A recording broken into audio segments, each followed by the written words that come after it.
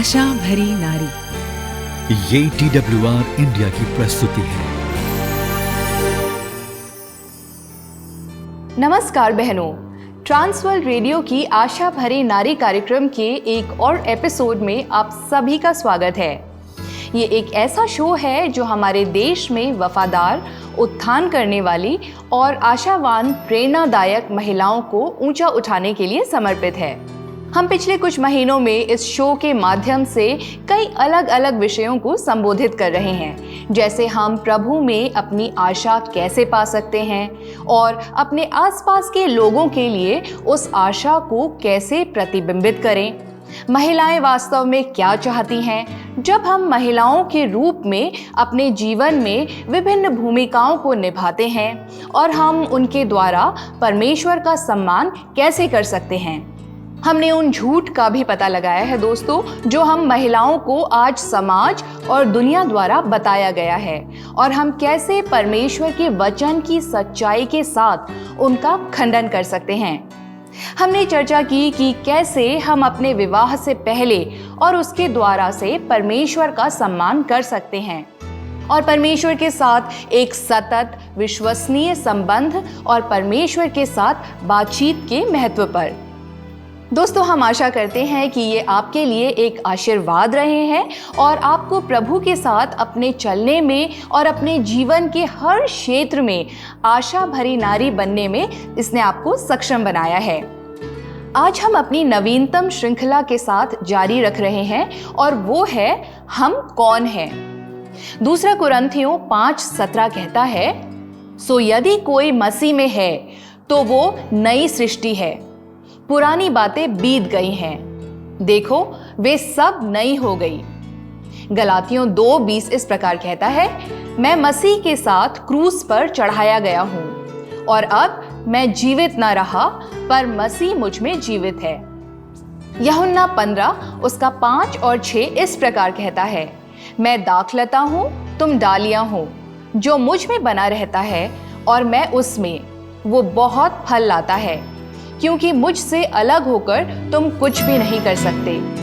यदि कोई मुझ में बना न रहे तो वो डाली की नाई फेंक दिया जाता है और सूख जाता है और लोग उन्हें बटोर कर आग में झोंक देते हैं और वो जल जाती है। हाँ, जब हम पापी ही थे, परमेश्वर ने अपने पुत्र को भेजा और मसीह में मानव जाति के सामूहिक पाप को क्षमा कर दिया गया है और हमारा परमेश्वर से मेल मिलाप हो गया है। लेकिन ये सब कुछ नहीं है दोस्तों, ये एक मसीही विश्वास के रूप में हमारे जीवन की केवल शुरुआत है। जिन वचनों को हमने अभी देखा उनमें बाइबल बहुत स्पष्ट है कि हम अपने जीवन को पहले की तरह जीना जारी नहीं रख सकते जैसा कि हम जिया करते थे। हम पाप में जीना जारी नहीं रख सकते हैं दोस्तों, क्योंकि मसीह में न केवल पाप की क्षमा है बल्कि पाप और हमारे पापी स्वभाव से भी मुक्ति है। मसीह में हम नई सृष्टि हैं। अब हम अपने आप जीवित नहीं हैं, लेकिन मसीह और पवित्र आत्मा है जो हम में और हमारे द्वारा जीता है। जब हम मसीह में बने रहते हैं दोस्तों, तो हम फल लाते हैं, वो फल जो सदा बना रहेगा। अब ये एक कठिन काम की तरह लग सकता है ना, जिसे हम महसूस नहीं कर सकते हैं, लेकिन इसे लेना हमारी एकमात्र जिम्मेदारी नहीं है। हमें ऐसा महसूस करने की ज़रूरत नहीं है कि ये एक भारी बोझ है जिसे हमें अकेले कंधे पर ढोने की ज़रूरत है, क्योंकि जब हम अपने विश्वास को मसीह में और जो उसने हमारे लिए क्रूस पर किया है उसमें रखते हैं, तो हमारे पापों से दोष मुक्ति के अलावा जो हमें प्राप्त होता है वो है परमेश्वर हम में पवित्रीकरण का कार्य शुरू कर देता है। पवित्रीकरण, इसका क्या अर्थ है? पवित्र किए जाने का अर्थ है दोस्तों, परमेश्वर द्वारा उसके उपयोग के लिए अलग किया जाना। इतना ही नहीं, परंतु जैसा कि रोमियो 8:29 कहता है, परमेश्वर हम में अपने पुत्र के स्वरूप के अनुरूप बनाने के लिए कार्य करता है। किसी ने इस काम को नैतिक नवीनीकरण के रूप में संदर्भित किया है। हम पहले जो थे उससे लगातार बदलते जाते हैं और ये परिवर्तनकारी बदलाव हम में पवित्र आत्मा के द्वारा प्रभावित होता है। पवित्र आत्मा हम में परमेश्वर के उद्देश्यों और इच्छा दोनों के अनुसार कार्य करने के लिए कार्य करता है। पवित्र आत्मा न केवल हमें वो करने में मदद करता है जो परमेश्वर हमसे कराना चाहता है, बल्कि वो हमारी इच्छाओं को भी बदल देता है। हमारी इच्छाएं भी परमेश्वर की इच्छा के अनुरूप होने के लिए पुनः उन्मुक्त होती हैं। बहनों, हम इस बारे में थोड़ा और बात करने जा रहे हैं कि वास्तव में पवित्रीकरण क्या है और ये कैसे कार्य करता है। सबसे पहले पवित्रीकरण निश्चित और प्रगतिशील दोनों है। आप शायद सोच रहे होंगे उसने अभी क्या कहा, मैं समझाऊंगी। प्रथम अर्थ में जब हम कहते हैं कि पवित्रीकरण निश्चित है, तो इसका अर्थ ये है कि हम परमेश्वर के लिए अलग किए गए हैं, बुलाए गए हैं और संसार से अलग हैं। मंदिर के बर्तनों को उनके पवित्र उद्देश्य के लिए अलग और पवित्र किया गया था। इसी तरह हम जो मसीह यीशु में हैं, प्रभु में हमारे विशिष्ट पवित्र उद्देश्यों के लिए अलग और पवित्र किए गए हैं। ये एक सतत या चलते रहने वाली प्रक्रिया भी है। मैंने कहीं पढ़ा है कि पवित्रीकरण विश्वासी में परमेश्वर की निरंतर कार्यवाही पर निर्भर है और इसमें पाप के खिलाफ विश्वासी का निरंतर संघर्ष शामिल है। पवित्रीकरण का परमेश्वर की विधि न तो एक आत्मनिर्भर गतिविधि है और न ही परमेश्वर पर निर्भर निष्क्रियता, बल्कि परमेश्वर पर निर्भर मानव प्रयास है। प्रिय दर्शकों, यहाँ हम देखते हैं कि पाप के विरुद्ध हमारा संघर्ष एक सतत आजीवन लड़ाई है। बहनों, एक बार बचा लिया गया एक मसीही पाप से प्रतिरक्षित नहीं होता है। हम खुद ब खुद अपने आप में पाप का विरोध करने की क्षमता को विकसित नहीं कर सकते हैं, लेकिन इसका मतलब ये नहीं है कि हम अपने पापी स्वभाव के नियंत्रण में भी आ जाते हैं।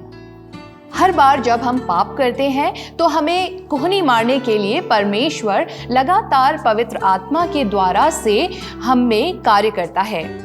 वो हमें अपने वचन के माध्यम से हमारे जीवन के उन क्षेत्रों को दिखाता है जिन्हें हमने महसूस भी नहीं किया था कि वे पाप थे।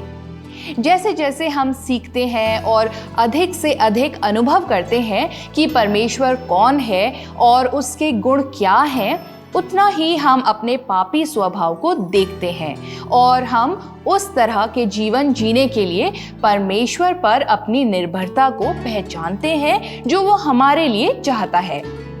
ये उदाहरण इस बारे में भी बात करता है दोस्तों कि कैसे हमें अपने आप पर और पवित्र और निर्दोष होने की अपनी क्षमताओं पर पूरी तरह निर्भर नहीं होना चाहिए।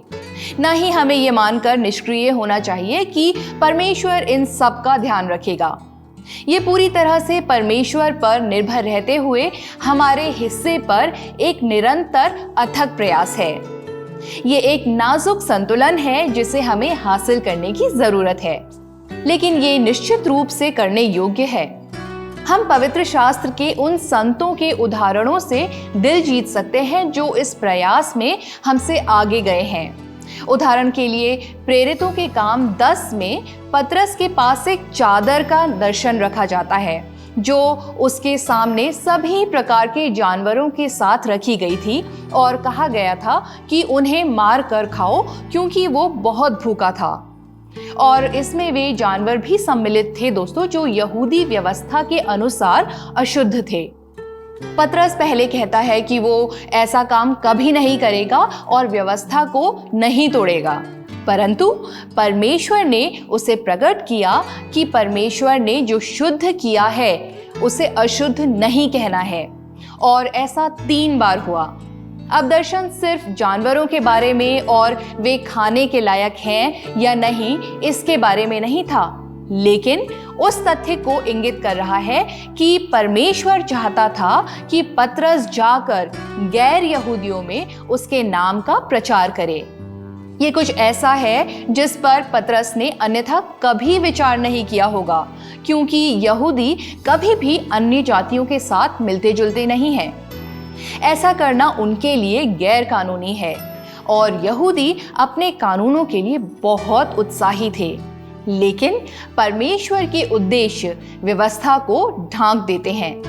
मसीह के आने में व्यवस्था पूरी हो गई है और जो मसीह में है उन्हें व्यवस्था का पालन करने की कोई बाध्यता नहीं है, जैसा कि पौलुस रोमियो 7 और गलातियों 3 में स्पष्ट रूप से बात करता है।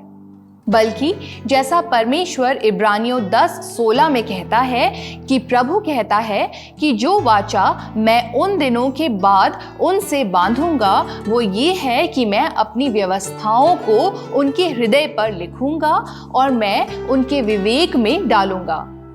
नई वाचा में व्यवस्था हमारे दिलों और दिमागों में लिखी गई है, जैसा कि पतरस के साथ हुआ था। आत्मा हमें हमारे लिए प्रभु के हृदय को जानने और जो करने के लिए उसने हमें बुलाया है उसका पालन करने में सक्षम बनाता है, जो कि व्यवस्था से कई अधिक उच्च स्तर है। ये अब केवल हमारे कार्यों के बारे में नहीं है, बल्कि हमारे दिलों की स्थिति के बारे में है। परमेश्वर अब हमसे जो मांग करता है वो न केवल व्यवस्था के अनुसार हमारे कार्य हैं, परंतु वे हमारे हृदय में परमेश्वर के काम का एक परिणाम है। हमें अपनी देह की इच्छा के अनुसार नहीं चलना है। हमारा शरीर जो चाहता है वो सांसारिक और भौतिक और पापपूर्ण चीजें हैं, बल्कि हमें आत्मा में चलने के लिए बुलाया गया है।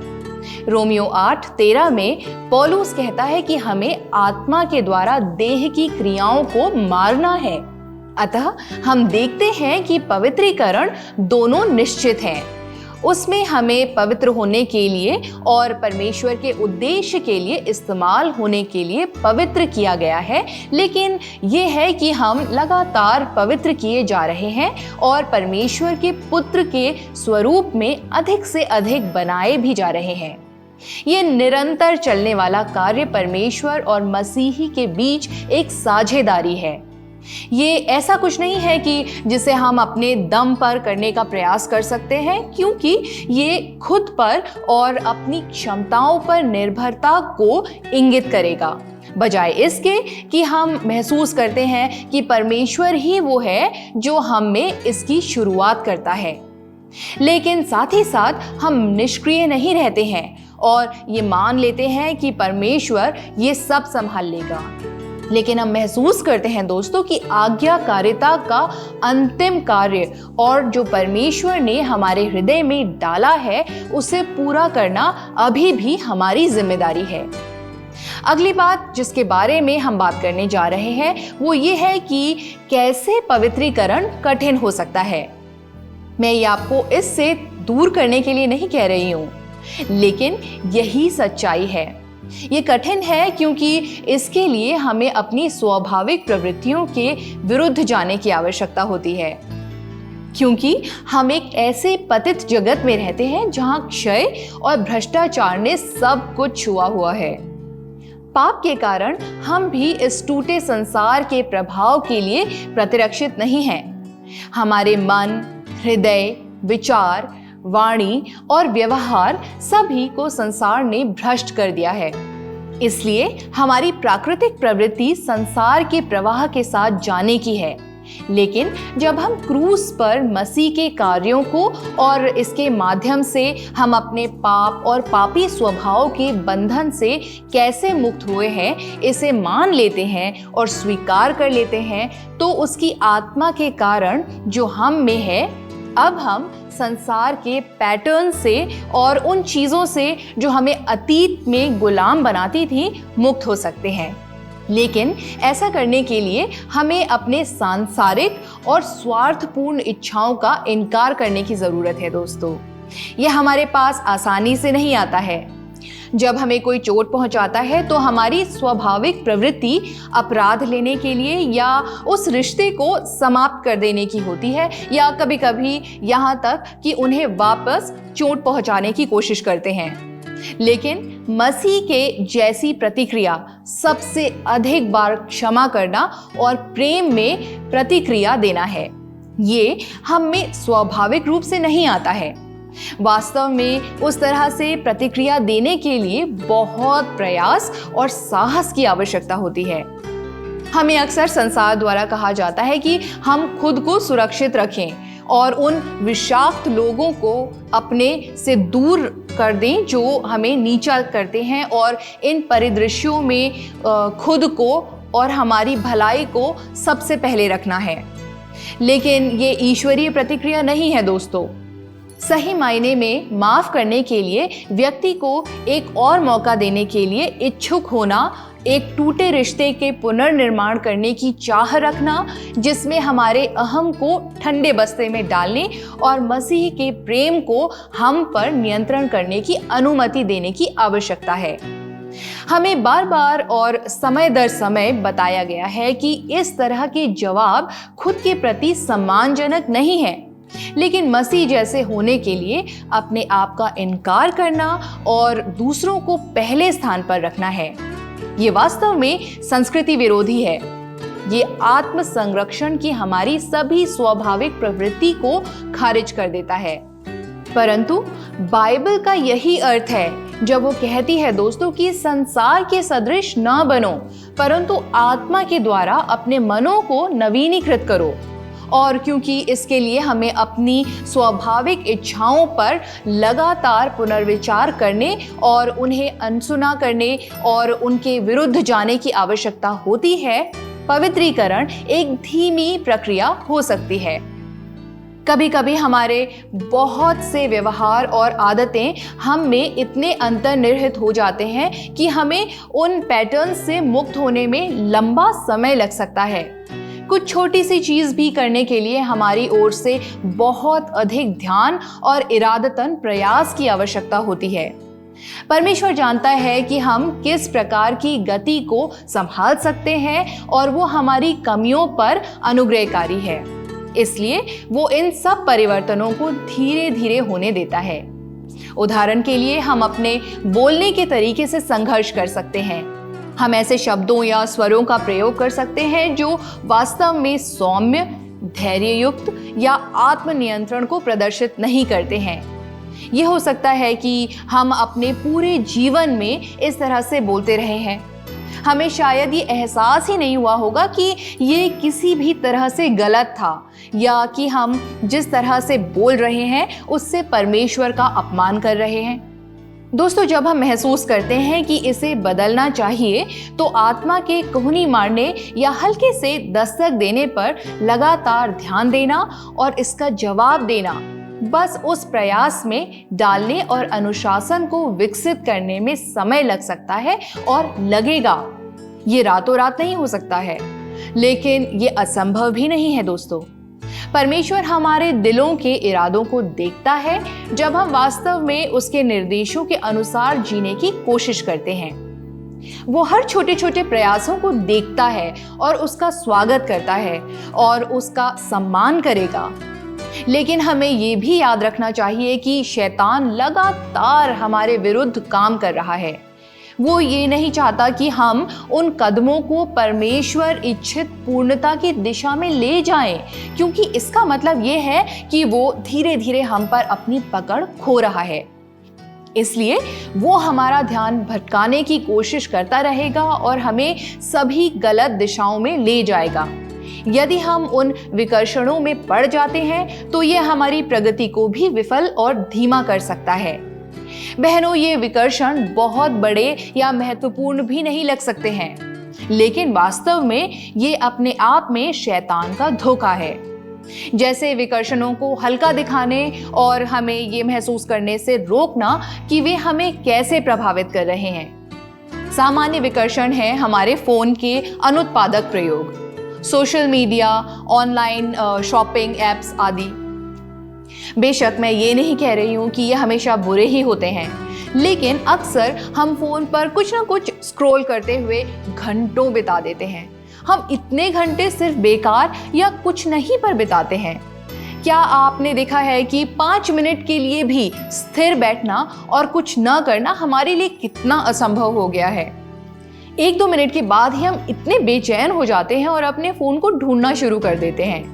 माना कि ये पूरी तरह से निरपराध सा लगता है, लेकिन जिस विषय वस्तु को हम देख रहे हैं वो दूर से भी कुछ पापमय सीमा तक नहीं है, लेकिन ये किसी भी उचित समय के लिए हमारे दिमाग को लगाने और किसी भी चीज पर ध्यान केंद्रित करने की हमारी क्षमता को छीन लेता है। यहाँ तक कि जब हम काम कर रहे होते हैं तब भी हमें अपना ध्यान हटाने की आवश्यकता महसूस होती है।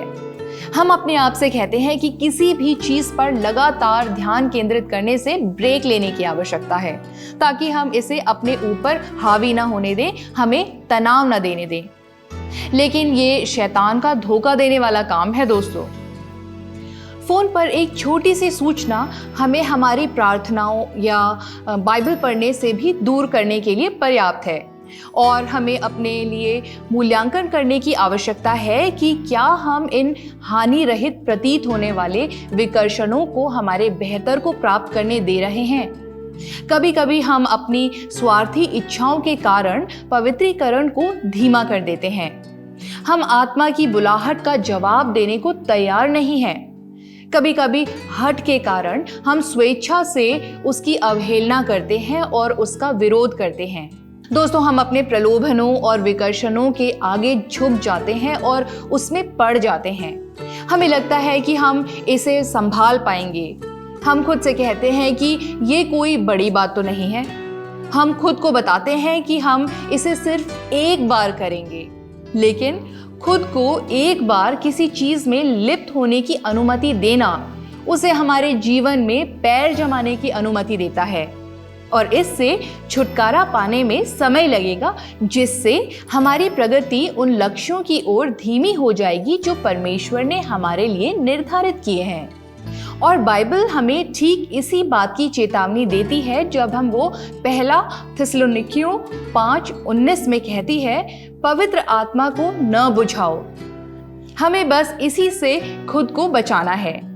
दोस्तों, हमें उसके साथ अपने तरीके को युक्ति संगत बनाने या उसके साथ बहस करने से बचना है। जब हम किसी ऐसी चीज में लिप्त होने वाले होते हैं जो हमारे लिए सही नहीं है, तो जब आत्मा हमारे दिलों में उभारता है तो हम उसे जवाब देते हैं। हमें उसे अपने में नियंत्रण लेने देना है और उसके मार्गदर्शन और दिशा निर्देश के आगे झुकना है। अंतिम अनुभाग में हम इस बारे में बात करने जा रहे हैं कि कैसे परमेश्वर हमें पवित्र करता है। इस प्रक्रिया में हमारा नेतृत्व करने के लिए परमेश्वर कई अलग अलग तंत्रों का उपयोग करता है। प्राथमिक रूप से परमेश्वर हमें पवित्र करने के लिए अपने वचन और पवित्र आत्मा का उपयोग करता है। दोस्तों, यूहन्ना 17:17 में यीशु कहता है, सत्य के द्वारा उन्हें पवित्र कर, तेरा वचन सत्य है, और तुम तो उस वचन के कारण जो मैंने तुमसे कहा है शुद्ध हो। यूहन्ना 15:3। जब हम बाइबल के निर्देशों को पढ़ते हैं तो हमें उनका पालन करने का आग्रह किया जाता है, और ऐसा करने का संकल्प परमेश्वर की सहायता से हमें पवित्र आत्मा में विकसित करता है। पवित्र शास्त्र के उघाड़े जाने से हमें परमेश्वर के स्वभाव के बारे में भी पता चलता है। दोस्तों, क्या आपने देखा है कि जब आप किसी के साथ बहुत अधिक समय बिताते हैं तो आप अनजाने में उसके जैसे बोलना या अभिनय करना शुरू कर देते हैं। उसी तरह जब हम प्रार्थना में और वचन में परमेश्वर के साथ समय बिताते हैं तो उसका स्वभाव हम में व्याप्त हो जाता है, जिससे हम बदल जाते हैं। कभी कभी तो बिना एहसास के भी बदल जाते हैं, लेकिन हमेशा ऐसा कुछ नहीं होता है जो अनजाने में होता है। जैसे जैसे हम और अधिक सीखते हैं कि परमेश्वर कौन है, हम स्वयं को वैसे ही देखते हैं जैसे हम वास्तव में हैं, और हम परमेश्वर के मानकों से कितनी बुरी तरह से गिर गए हैं, और हम पहचानते हैं कि हमें कैसे बदलने की आवश्यकता है। इसलिए 2 कुरिन्थियों 3:18 में पौलुस इस प्रकार से कहते हैं, परंतु जब हम सबके उघाड़े चेहरे से प्रभु का प्रताप इस प्रकार प्रकट होता है जिस प्रकार दर्पण में, तो प्रभु के द्वारा जो आत्मा है हम उसी तेजस्वी रूप में अंश अंश करके बदल जाते हैं। और उस पद का अंतिम भाग पवित्रीकरण के अन्य प्रमुख कारक पवित्र आत्मा के बारे में बात करता है। यूहन्ना 14:26 में यीशु ने अपने चेलों से कहा, परंतु सहायक अर्थात पवित्र आत्मा जिसे पिता मेरे नाम से भेजेगा वो तुम्हें सब बातें सिखाएगा और जो कुछ मैंने तुमसे कहा है वो सब तुम्हें स्मरण कराएगा। आत्मा हमें परमेश्वर के वचन की सच्चाई की याद दिलाता है और हमें प्रभु की दिशा निर्देशन और इच्छा के अनुसार कार्य करने में सक्षम बनाती है। जब हम पाप करते हैं तो आत्मा हमें सलाह देता है और हमें दोषी ठहराता है। दोस्तों, वो हम में वास करता है और आत्मा के द्वारा परमेश्वर की सामर्थ हम में जीवित की जाती है। वो हमें ज्ञान और प्रकाशन देता है ताकि हम परमेश्वर को बेहतर तरीके से जान सकें।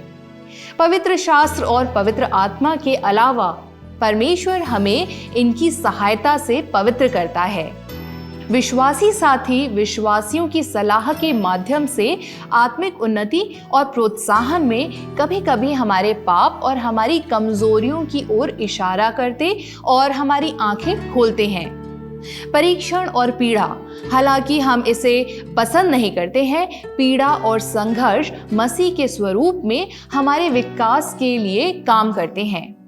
कठिनाइयां हमें परमेश्वर पर भरोसा करने के लिए प्रेरित करती हैं।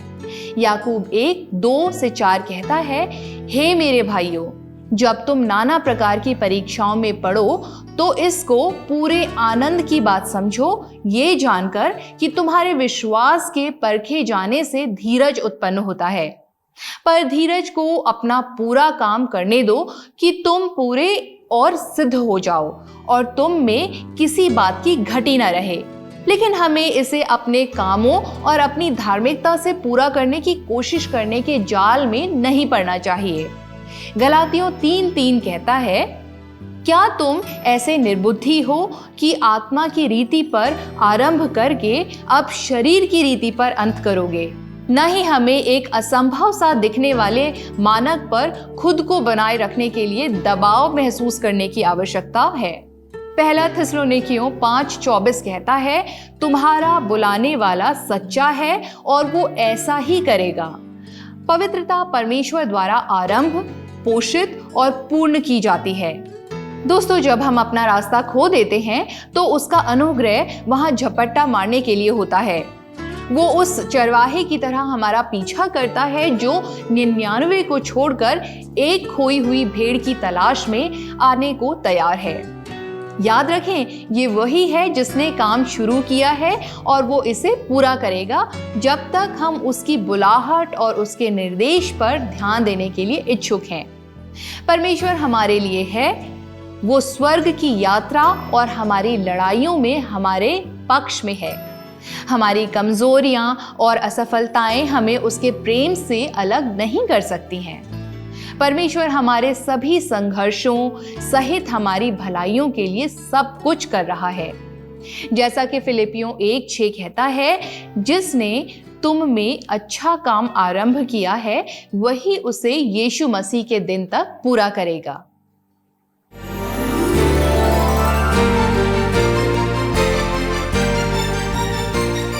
आशा भरी नारी, ये TWR इंडिया की प्रस्तुति है।